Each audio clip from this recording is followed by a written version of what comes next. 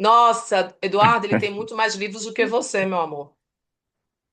Já estou de olho nessa biblioteca aí. Ah, isso não é nada. Ah, meu Deus. Eu tenho mesmo muitos, muitos livros. Eu Que tenho bom. em casa tenho cerca de 15.000 aqui, 15 mil aqui na sala. livros. Na sala. Gente, que lindo. Sim. Gente, que lindo. Maravilhoso.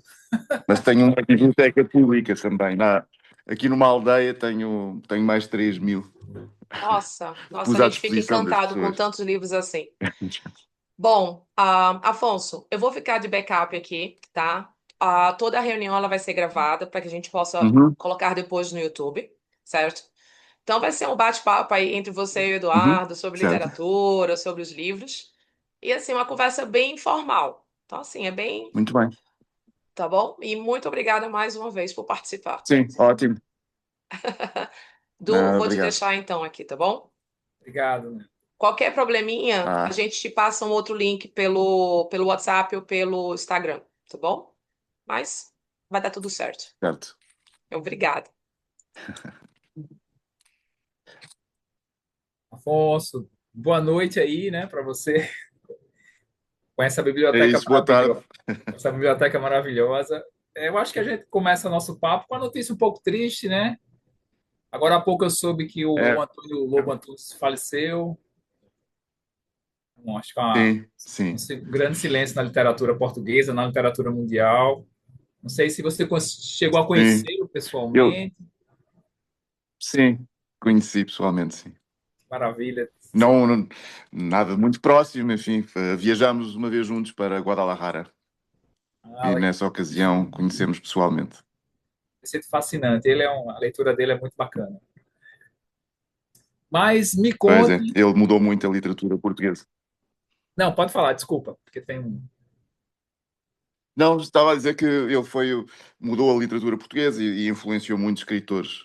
Há uma série de escritores portugueses que escreve ou tenta escrever como o António Lobo Antunes. Portanto, É ele verdade, influenciou esse nível. verdade. A gente pode começar. Eu queria saber um pouco como o livro chegou a você na sua infância, na sua adolescência. Você que é tudo, né? Músico, cineasta, ilustrador, e parece que a literatura chegou a você um pouco mais tarde, como escritor, mas logo cedo você teve contato com a literatura, né? Fala um pouquinho dessa caminhada. Sim,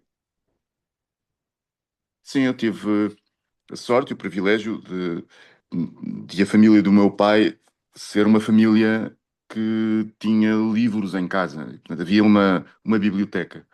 E, portanto, eu tive sempre contacto com os livros. E isso ajuda muito à acessibilidade. Eu, eu refiro sempre a esse aspecto porque acho que é muito importante para promover a cultura, até porque é um dos direitos fundamentais, um dos direitos do ser humano, direitos universais, a acessibilidade à cultura. E há muitas formas de a cultura ser acessível. Há a acessibilidade física, mas há também outras formas que são igualmente importantes, como, por exemplo, eu poder ter este acesso de uma maneira muito orgânica, muito simples. Ou seja, por exemplo, eu aqui onde eu estou sentado, eu tenho acesso aos meus livros estendendo um braço. E, portanto, eu estou muito próximo, muito próximos. Aliás, os meus instrumentos musicais estão aqui também à distância de um É, braço e por aí fora. Ou seja, nada está dentro de caixas, em armários, em despensas, aqui e ali. É tudo muito prático e eu consigo aceder de uma forma imediata. E isso para nós enquanto família, tem sido fundamental mesmo para os meus filhos. A sua relação com o desenho deve-se também a essa proximidade entre os papéis, as tintas, os lápis, que estão sempre acessíveis, sempre em cima da mesa, etc. E, portanto, não há nada que exija uma, uma, um gesto ulterior para chegar a essas ferramentas. Então tive a sorte de nascer numa família com livros. No caso da família, por exemplo, da minha família materna, que era uma família muito pobre, não havia livros em casa, mas no caso da minha família paterna, sim. Um, e portanto tive sempre contacto com a leitura, ou seja, sou um leitor. Depois também tive a sorte ou o azar, não faço ideia, de ser filho único e, e passava muito tempo sozinho. E os livros, como sabemos, são uma ótima companhia. Eh, e, portanto, especialmente num tempo em que a distração era feita com outras crianças ou não havia muitas outras coisas para fazer. Portanto, não havia televisão 24 horas por dia, existiam dois canais de televisão e, portanto, havia muito pouco para fazer sozinho. E havia a leitura, claro, a leitura fundamental. Os livros sempre bons amigos, né? Boas companhias. Isso mesmo. E você tocou num ponto bem interessante que é não tínhamos TV o dia inteiro, né? Dos anos 70 para cá, 80, eram poucos Sim. canais. Como é que você enxerga a internet, as telas que tanto tomam tempo e um pouco da, a- da perda da vontade de ler, do livro? As pessoas preferem uma tela. Você tem notado isso por aí, em Portugal, nos lugares que você viaja? Ou isso não tem esse grande impacto que se fala? Pelo menos na sua visão aí em outros países que você viaja tanto. O que eu sinto, e em muitos países acontece isso, e também já aconteceu em Portugal, que as vendas continuam, as vendas de livros continuam a aumentar. Portugal, quando eu nasci, tinha um quarto da população sem iletrada, portanto, pessoas que não sabiam ler nem escrever. E agora esse é um problema residual. E, portanto, hoje há muito mais pessoas a ler, que leem todos os dias, na verdade. Leem publicidade, leem nos supermercados, leem rótulos daqui e dali, leem nas redes sociais, etc. E, portanto, leem muito mais.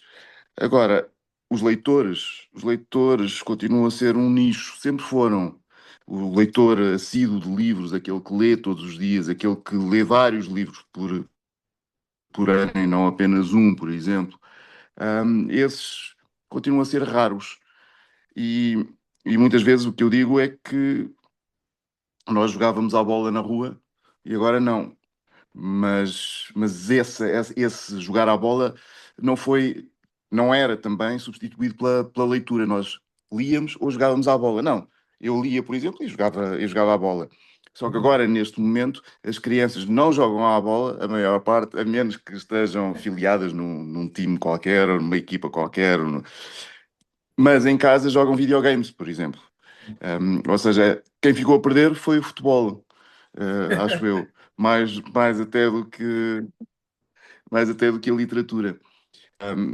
Para nós, para nós leitores, e porque de facto eu considero que a leitura é um tipo de entretenimento, um tipo de fruição artística que é muito exigente, porque o conteúdo não nos é oferecido imediatamente. Eu tenho de fazer um esforço de descodificação daqueles signos que estão naquelas páginas brancas. E, portanto, eu não vejo as imagens, eu tenho de imaginar aquilo que estou a ler. E, portanto, há sempre um esforço adicional. Depois é um processo lento. Eu tenho de ler uma série de frases para aquilo ganhar um contexto, um sentido, etc. E muitas vezes não me sinto preso ao livro porque ainda não tenho ali um estímulo suficiente e isso pode demorar páginas e páginas e páginas e as pessoas não têm muita paciência para ler e investir tanto tempo para uma coisa que depois pode não ser tão gratificante como nós gostaríamos. Depois ainda há outro tipo de problema em relação à leitura e que não ajuda nada, que é o observador, alguém que observe uma pessoa a ler, ele não percebe o que é que ela está a ver, ela não percebe o que é que ela está a imaginar, ela não percebe o que é que está a acontecer. Mesmo que seja uma atividade serena, plácida, tranquila, como contemplar um quadro, uma pintura, nós percebemos que aquela pessoa está emocionada a olhar para um quadro que nós também vemos. Nós estamos a ver exatamente o objeto de fruição daquela pessoa. Mas na leitura não conseguimos perceber isso. E, portanto, achamos estranho, ou algumas pessoas acham estranho, que os leitores tenham emoções fortíssimas, ou podem ter emoções fortíssimas quando estão a ler um livro. Isso é muito evidente, ou seja, este tipo de emoções é muito evidente com a música, por exemplo. As pessoas dançam, apaixonam-se, as pessoas encontram-se Sim, para sim. estarem a fruir algo musical em conjunto, mas com a leitura isso não acontece ou é muito raro. E, portanto, é outra dificuldade da leitura, que é convencer as pessoas de que sim, ler é uma experiência gratificante, ou pode ser uma experiência muito recompensadora. Um, e claro, o que acontece a maior parte das vezes é que as pessoas preferem outro tipo de entretenimento, que é mais imediato, que é mais fácil, que tem um lado de gratificação muito mais simples, muito mais fácil e mais imediatista. Portanto, creio que é isso que acontece. Os leitores que havia antes eram muito poucos. Os leitores que existem hoje em dia são um bocadinho mais, mas continuam a ser muito poucos. Muito poucos. Você, Agora, claro, há mais potenciais leitores, porque já sabem ler e escrever. Antes nem sequer isso. interessante, essa sua percepção de que há uma evolução no leitor, né? Antigamente eram menos leitores, pessoas que tinham uma capacidade de ler, e hoje aumenta as pessoas Uhum, letradas e um pouquinho aumenta os leitores. Você falou, a literatura parece que ainda continua de exato. nicho, né? E as pessoas hoje querem a Sim. recompensa imediata, né? Sim. Aconteceu ainda outro fenómeno que também é curioso, que é antes os livros eles eram mais ou menos divididos. Por exemplo, a literatura era vendida em livrarias, não havia muita escolha, não havia muita diversidade, também se escrevia em menos quantidade. Um, mas os livros mais comerciais eram vendidos em quiosques, ou seja, Sim, eles eram vendidos noutros lugares, aqueles romances românticos, os westerns, alguma pulp fiction, eram vendidos fora das livrarias. E agora não, agora eles estão todos juntos. Por isso, os tops têm autoajuda, têm este tipo de romances românticos, têm agora o western já passou de moda, mas tem uma série, jovem adulto, etc., que muitas vezes é muito comercial, ou os thrillers, e eles estão todos juntos no mesmo espaço. O que significa outra coisa também interessante, não é bom nem má, nós encontramos uma grande variedade de livros, mas as livrarias têm um limite físico. Não conseguem ter tudo, é impossível. E, portanto, os livros passam muito pouco tempo nas livrarias, não vendem e eles são devolvidos. E, portanto, cada vez mais o tempo que cada exemplar, que cada título passa na livraria é menor. E, portanto, de antes um livro poderia ficar meses à espera de ser comprado, agora, passado uma semana, não vendeu, devolve-se. verdade. Eu comecei a ler com os livros aqui a gente nas bancas de jornal, aqui vendia muito livro. Nos anos Exato, 80, exatamente. aí os Pulp Fictions, os westerns, era muito nas Sim. bancas de revista. Era assim que E a gente conseguia ainda se comprar os vende. livrinhos. E no Brasil ainda se vende bastante, cá há menos, mas no Brasil vendem-se bastante, especialmente clássicos, livros clássicos com uma publicação muito barata, de modo a que seja acessível ao povo, etc. Sim, E acho isso muito bonito, que esses livros que moldam a literatura universal, continuem à venda nessas bancas e a preços muito apetecíveis e acessíveis. é verdade. E aí, não mudando da plataforma livro, eu li o seu livro O Vício dos Livros, vendo sua biblioteca, e você continua um leitor que não risca o livro, não dobra. Com essa sua relação. Não risco. Eu Não li, aí risco. você Até fala que porque acha um crime riscar, né, a margem, não dobra. Como é essa não, relação com o objeto? não tenho nada contra, mas não gosto muito. Por exemplo, há pessoas que pegam num livro e abrem-no e viram-no ao contrário e leem-no assim. E é uma coisa que eu não faço também, por exemplo. Ahm, mas hoje em dia, enfim, também graças à tecnologia, para mim é muito mais fácil tomar uma nota porque posso fazê-lo com o telefone, ter uma fotografia e faço copy-paste desse texto e, portanto, consigo ter as notas todas organizadas em vez de sublinhar ou de dobrar uma página e depois, passado meses ou anos, não perceber porque é que dobrei aquela página. Eu ao início dobrava muito, fazia muito, dobrava aos cantos, mas depois já nem sequer percebia porque é que o tinha feito e, e na altura até tinha alguns códigos. Por exemplo, se houvesse duas frases naquela página, dobrava em cima e dobrava em baixo. Se a citação continuasse para a página seguinte, fazia uma dobra dupla. Portanto, tinha assim uns códigos para tentar perceber o que é que se passava ali. Mas, mas acabei por. E depois são difíceis de encontrar estas. Agora não, agora tenho as notas numa aplicação de notas, consigo fazer uma busca, encontro as notas todas que quero daquele autor, leio-as de seguida, etc. E portanto ajuda muitíssimo, especialmente para quem é escritor, que muitas vezes escreve crónicas, como eu, ou escreve ensaios, e precisa de aceder a essas notas de uma maneira muito mais eficaz do que simplesmente folhear o livro e ver onde é que estão, onde é que está sublinhado, porque muitas vezes não fazemos ideia da página, não é? Temos de estar a ler aquilo tudo para encontrar uma citação que queremos usar. Que maravilha, ainda. Eu acho que eu sou igual a você. A gente tem um carinho pelo livro, no meu caso, de não riscar, ter um cuidado. A minha esposa, né, ela gosta de riscar o livro. Aí eu fico, não, Sim, calma, risque sim. um pouquinho. É muito bacana Mas eu, esse tipo. mas eu gosto muito quando os leitores se aproximam com o livro todo arriscado, cheio de notas, etc., porque é muito bom sinal. E quando o livro tem ar de velho, de usado, ou seja, quer dizer que foi lido, que foi relido, etc. E, portanto, isso é muito lisonjeiro. Ah, e por isso, apesar de eu não o fazer, gosto que os leitores o façam. Fica a história no livro, né? A troca com o Sim. próprio Isso escritor. também Você, quase que você escreve um isso livro também, ali. isso também é muito interessante, especialmente para. ah, é, é muito curioso ler, sei lá, as notas que o Fernando Pessoa escrevia nos livros que tinha na biblioteca. É de facto um outro livro, uma nova maneira de olhar para esse livro. Ahm, mas enfim, são feitios. É verdade. Você já pegou o livro seu, com algumas anotações que você pensou assim, eu não tinha pensado nisso no meu livro. Já aconteceu isso com você? Ah, não, mas já ouvi algumas sugestões, ouvi algumas.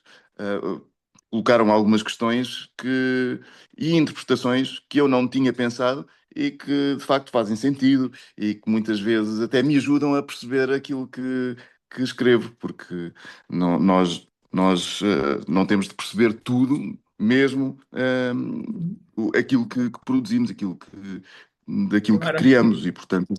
Muitas vezes é o próprio encontro com o outro que nos diz qualquer coisa sobre nós e sobre aquilo que fazemos e compreendemos-nos melhor, etc. Também gosto muito disso nos encontros literários, precisamente dessa possibilidade, a possibilidade de alguém me perguntar algo que suscita aqui sei lá, uma questão, pode-me levar até a desenvolver aquele tema, etc, etc. Acho isso muito importante. Verdade. Isso é bacana essa troca com o outro. Claro. Falar um pouquinho agora de música, porque você tem uma banda de folk. Você virou escritor e tem mais de 40 livros lançados. Você conseguiu dar continuidade com a banda e com as outras mídias que você Eh, trabalha, como cinema e ilustração, ou você sim, agora só se dedica à escrita? eu deixei de ter uma banda há uns 2, 3, 4 anos, não me lembro, por falta de tempo. E o que aconteceu com essa banda, chamada de Soaked Lamb, ou seja, Uhum. cordeiro empapado, mais ou menos assim, cordeiro ensopado, ahm, o que aconteceu com esta banda é que ela nasceu mais ou menos 2 anos antes de eu começar a escrever. Portanto, foram aqui processos mais ou menos paralelos. Eu já tocava antes e tive bandas antes, mas muito antes. Ou seja, tive algumas bandas quando tinha 18, 19, 20, 21, 22. Depois deixei de tocar durante uns anos e, e regressei à música só em 2006, portanto, uns, uns 10, 15 anos depois. E você ainda consome muita música? Você gosta de algum estilo especial? Rock pesado, folk? Como é que é o seu. Eu, Você eu ainda tem sempre, vinil, disco de vinil? os meus Coleciona filhos, também? sim, os meus filhos, sim, eu tinha, depois, quando apareceram outros formatos, outros suportes, eu aderi, mas entretanto, os meus filhos, como gostam muito de música, e ambos tocam, decidiram comprar giradiscos e discos de vinil. Que maravilha. Por isso, o tipo de música que eu ouço,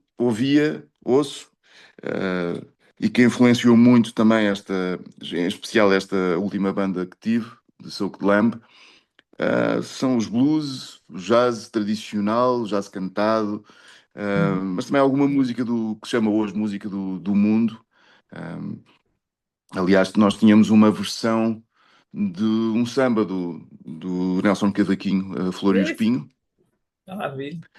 Tínhamos também uma versão de uma canção popular mexicana, etc. Portanto, saíamos um pouco, especialmente nos últimos discos, saímos um pouco só deste universo do que se chama roots, ou seja, as músicas que criaram, que são a base da música popular, da música pop, o jazz, os blues, etc. Maravilha. Legal. O jazz é muito bacana, eu gosto muito também. Voltando aos seus livros, como é o processo de escrita sua? Você faz uma pesquisa antes, tem uma ideia, e você vai a campo pesquisar? Você tem o começo e o fim, constrói o meio? Como é esse seu processo? Assim, seus livros são Depende. muito delicados, são textos tão poéticos. E como é que você faz essa construção? Isso depende muito do livro e também da extensão do livro, do folgo do livro, da complexidade, da intriga, etc. Se é um livro em que a intriga é relativamente complexa, e mesmo nos livros mais pequenos, eu normalmente defino um contexto para começar o livro, onde é que se passa, em que lugar, quem são os personagens, etc. E o final. E digo isto, o final, porque o final, quando nós temos uma boa premissa inicial, nós temos um final também já doado, garantido, que é se as minhas personagens desejam alguma coisa, isso estará no final do livro. Se não conseguirem, é uma tragédia, se conseguirem, é uma comédia. Mas, mas é isso que define então o princípio e o fim. E muitas vezes, por exemplo, eu tenho um romance que está publicado no Brasil pela Dublinense, Nem Todas as Baleias Voam. Esse romance inicialmente foi um conto, e o conto era composto do primeiro capítulo, ou um dos primeiros capítulos, e do último capítulo, ou um dos últimos capítulos. E portanto não tinha, era a parte do meio. E portanto é perfeitamente possível estruturar e pensar numa intriga a partir destes dois momentos. Pois o meio é aquilo que impede estes dois momentos ficarem colados, e portanto é o que estende o livro e o faz e o torna um conto, uma novela, um romance. Depois, quando as coisas são mais curtas, os formatos mais curtos, por vezes não é necessário pensá-lo antes, ter uma estrutura ahm, pensada inicialmente, mas enfim, eu gosto de ter pelo menos alguma coisa antes de me sentar, e portanto, mesmo que seja só então um contexto. Isso aconteceu-me com um livro, o, o- como por exemplo, vamos comprar um poeta. Eu tenho a ideia para o livro, uma família vai comprar um poeta, uma sociedade deste tipo, tenho também o contexto, mas não tenho o final. Ou seja, é um livro, é também um livro bastante, bastante curto, e, portanto, não existe uma grande complexidade na intriga, ao contrário, por exemplo, da Boneca de Cocosca, ou nesse Nem Todas as Baleias Voam. E o que Uhum. acontece é que eu fui seguindo uma abordagem linear, fui escrevendo dentro daquele universo, até eu sentir que que ele estava exausto, ou seja, que estava esgotado. Há pessoas que acham que eu devia ter prolongado o livro poderia ser maior, mas eu acho que seria cansativo, estaria a repetir determinadas fórmulas que existem no livro, porque ele tem uma forma de se apresentar, as personagens, a sociedade, etc., que é muito insólita e, portanto, repetir isso poderia, para mim, poderia tornar-se redundante. Então, fiquei com o necessário. E, e esse é um exemplo de um livro que foi escrito com muito pouca estrutura inicial. E depois há os livros que exigem pesquisa. Alguns não é preciso, porque eu estou a falar sei lá, do contexto em que vivo e que conheço muito bem, do meu cotidiano, das minhas rotinas, etc, etc. Outros não. Se eu quiser escrever um livro passado no Renascimento, tenho de saber, pelo menos, que tipo de calçado se usava, que tipo Sim. de, como é que como é que o pintor juntava, manejava os pigmentos para fazer as tintas, etc, etc. Portanto, tudo isso é necessário. Depois não é preciso plasmar essa informação no livro, mas é preciso tê-la incorporada de alguma maneira. É necessário você poder construir um texto verossímil, né? Então, o leitor Sim, exato, ter... exato. Que Exatamente, é isso mesmo. maravilha. É, a gente tem um fenômeno agora, né? Agora não, já faz uns anos, dos clubes de leitura, os clubes do Uhum. livro.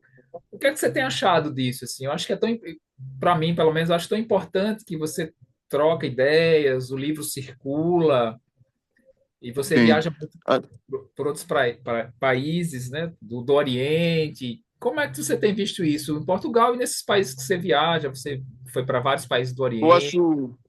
Claro, eu acho que traz grandes vantagens a todos os níveis. Por um lado, incentiva a leitura, por outro lado, incentiva hum, o encontro social e muitas vezes o encontro presencial. Alguns são virtuais, outros são híbridos, mas incentiva também o encontro, a relação entre as pessoas, a discussão, etc, etc. E tudo isso é muito bom.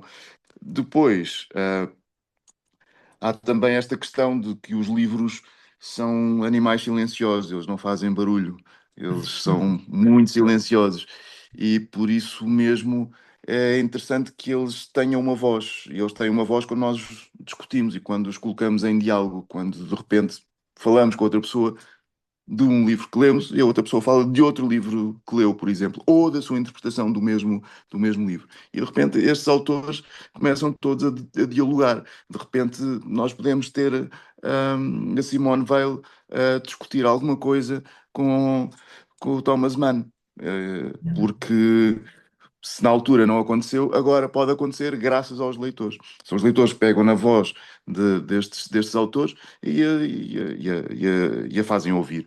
E, portanto, essa discussão acaba por ser muito bonita, porque, de repente, os livros tão calados, tão mudos, como eles estão aqui nas estantes, de repente começam a conversar uns com os outros.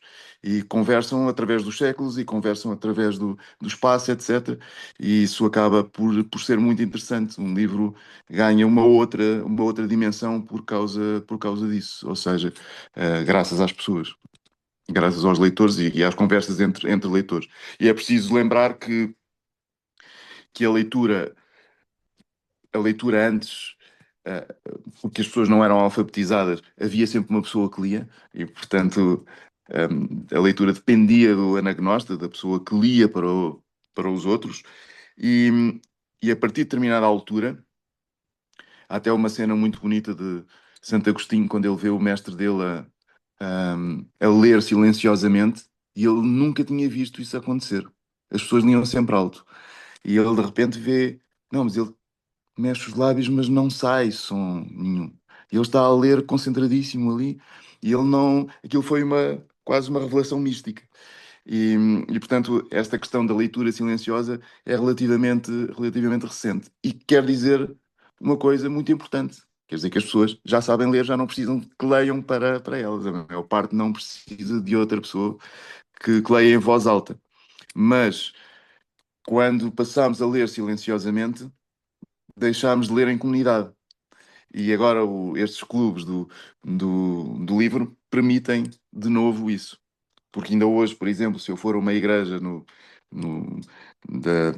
da Igreja Ortodoxa Grega, por exemplo, se eu estiver no convento, no mosteiro, o que for, e estiver a almoçar, existe um leitor. Há sempre uma pessoa a ler. Enquanto as pessoas estão a ser nutridas fisicamente, existe uma pessoa que as nutre espiritualmente através da leitura. E, portanto, é aqui ouvir um livro de forma comunitária, em sociedade. O Clube do Livro permite isso de novo. E, portanto, saímos, temos a leitura silenciosa à mesma, mas vamos para lá disso e encontramos-nos e falamos sobre os livros e, e encontramos novas formas de o interpretar, novas ideias, etc, etc. Isso é muito interessante. Esses animais silenciosos ganham vozes através dos leitores nessa troca É isso mesmo. de ideias. Eu acho maravilhoso isso. É legal demais. É, a gente sempre a gente sempre pergunta aos nossos entrevistados algumas coisas sobre o que você está lendo hoje, o que você indicaria para os nossos seguidores e um livro que te marcou profundamente. Assim, um livro que te na sua infância, na sua adolescência, algo que te marcou profundamente, e hoje você traz essa marca consigo até hoje. Qualquer que você vai Ah, desenrolar.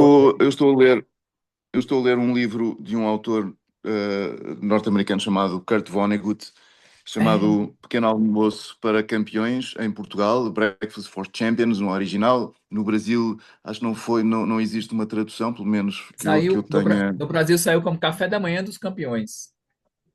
talvez, café da manhã, exato. Não seria o pequeno almoço, porque essa é a expressão que nós usamos aqui.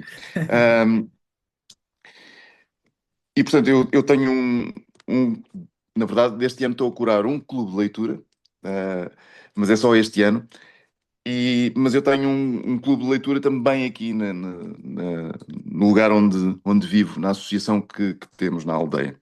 E estamos a ler precisamente esse livro, do Kurt Vonnegut, e aconselho todos os livros dele. Gosto muito dele. Estou também a ler um livro que comprei agora mesmo. Eu gosto muito da Simone Weil, e este foi o último livro que ela escreveu, chamado Enraizamento. Este caso, eu comprei em espanhol porque não consegui encontrar em português. Já esteve publicado em Portugal, mas já não está. E, e é uma autora que eu acho maravilhosa, a todos os níveis. Também. Você estava falando da Simone Weil.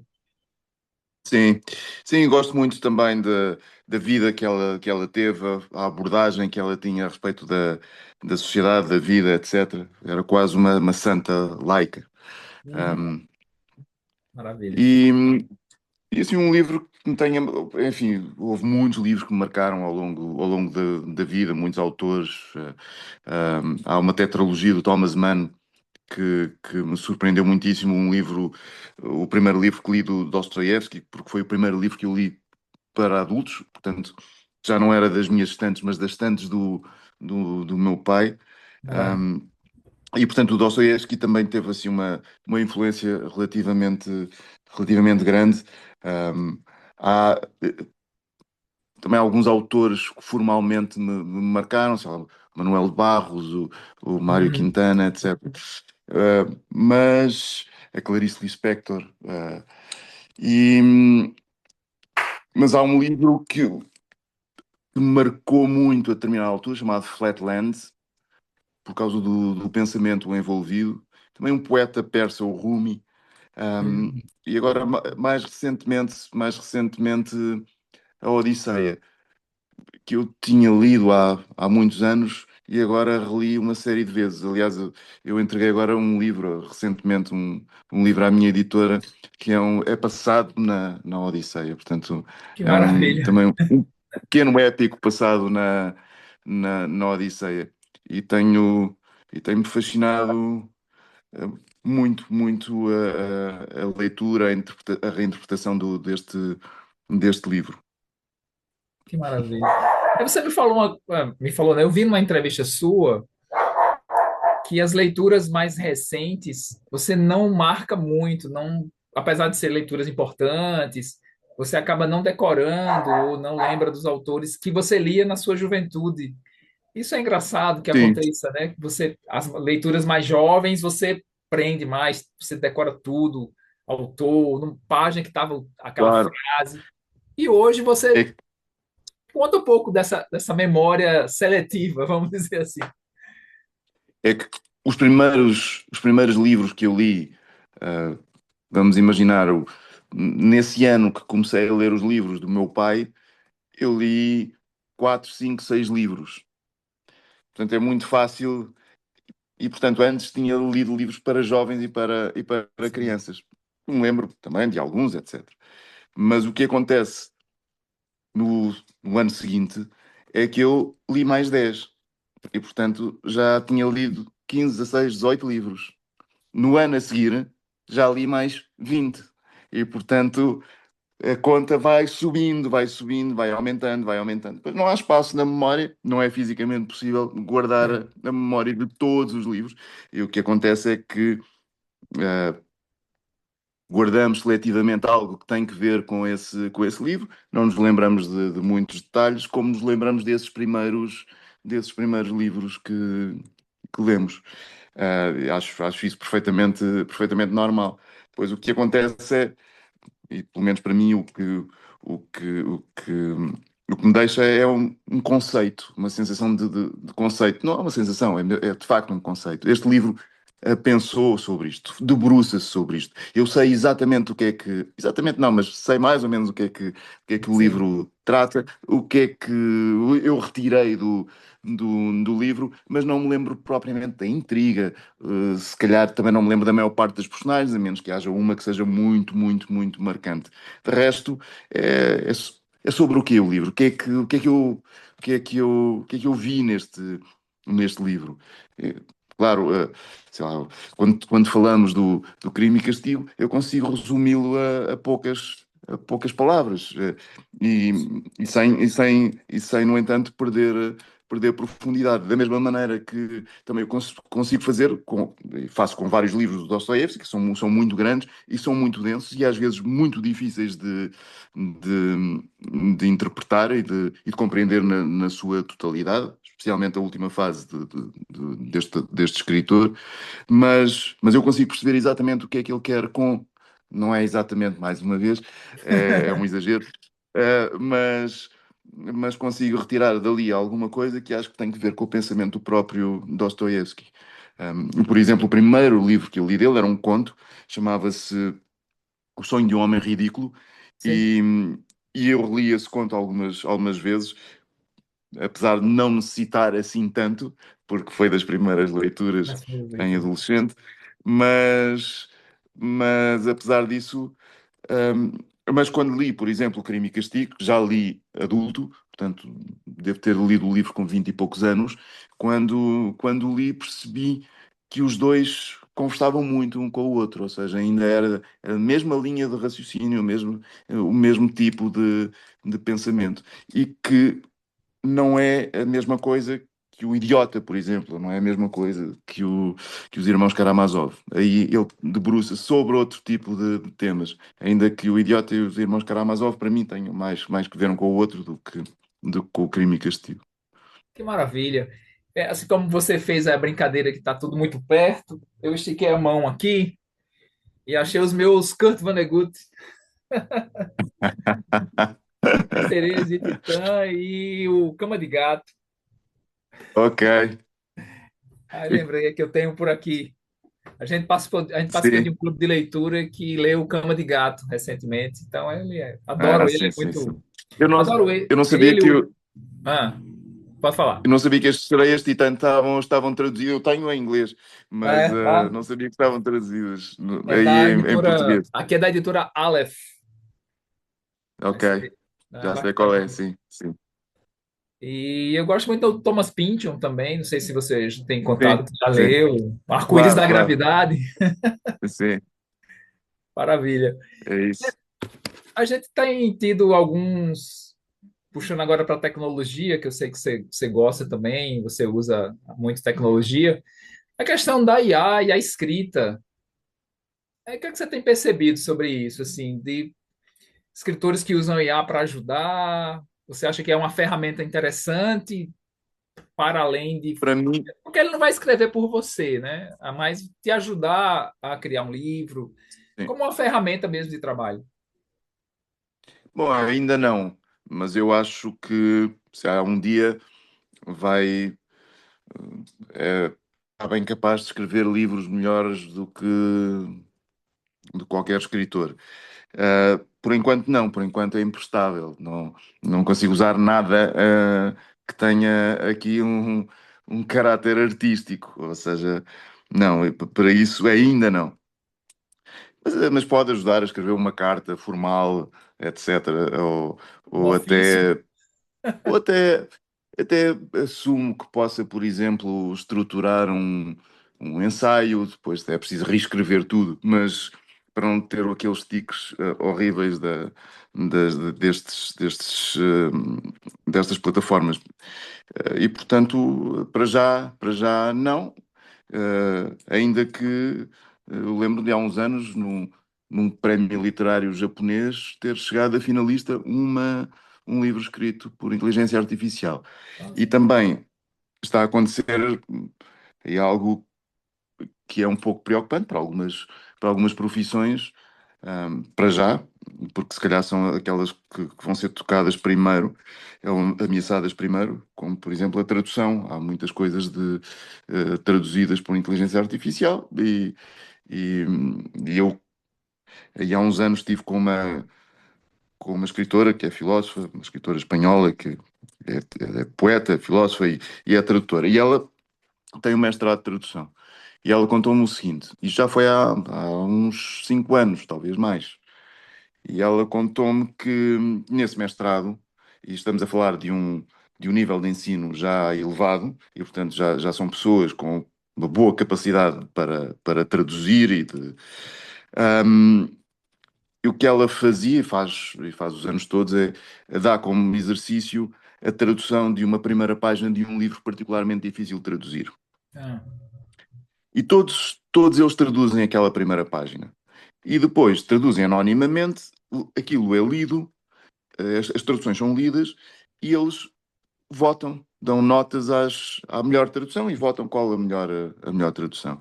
E ela, naquele ano, disse-me ela, tinha colocado no meio dessas traduções que os alunos fizeram, uma feita por inteligência artificial, que foi a que ganhou, precisamente. E estamos a falar de há uns anos atrás. você imagina agora, né? Com a É evolução. isso, é isso. É complicado. Às vezes Vamos.